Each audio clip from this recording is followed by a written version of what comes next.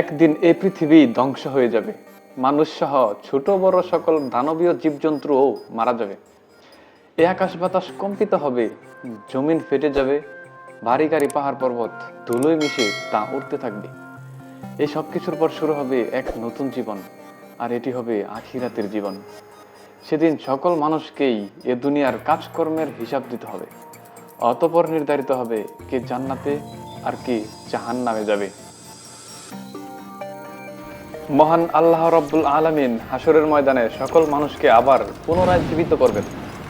সেদিন প্রতিটি মানুষকে 5টি প্রশ্নের উত্তর দিতে হবে। হাদিস গেটে জানা যায় এই 5টি প্রশ্নের উত্তর দেওয়া ছাড়া কোনো আদম সন্তান এক পাও নড়তে পারবে না।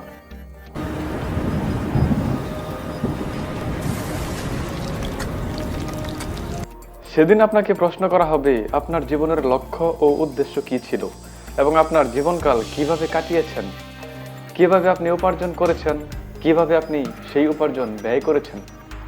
আরো প্রশ্ন করা হবে আপনি মহান রব্বুল আলামিনের ইবাদত করেছেন কিনা। আপনি আপনার স্ত্রীকে অত্যাচার করে হত্যা করেছেন, তাহলে আপনি জাহান্নামী। অনেক টাকা পয়সা থাকা সত্ত্বেও দান খয়রাত করেননি, বরং সে টাকা দিয়ে নেশা করেছেন বা পাপ কাজে লিপ্ত হয়েছেন, তাহলে আপনি জাহান্নামী। আপনি কোনো মেয়ের সঙ্গে জেনা করেছেন, আপনার জীবনের অধিকাংশ সময় খারাপ কাজে লিপ্ত ছিলেন, তাহলে আপনি জাহান্নামী। স্বামী থাকা সত্ত্বেও আপনি অন্য পুরুষের সাথে জেনা করেছেন অথবা কোনো হারাম কাজে লিপ্ত হয়েছেন, তাহলে আপনি জাহান্নামী। যে মানুষগুলো তার কৃতকর্মের জন্য জাহান্নামে যাবে তারা অনন্তকাল জাহান্নামের অফুরন্ত আগুনে পুড়তে থাকবে।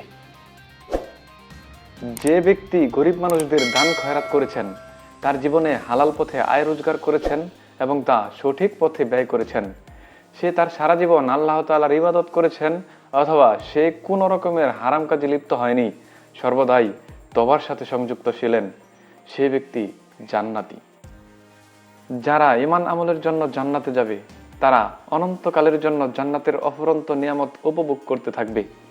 এই নিয়ামত কখনোই শেষ হবার নয়,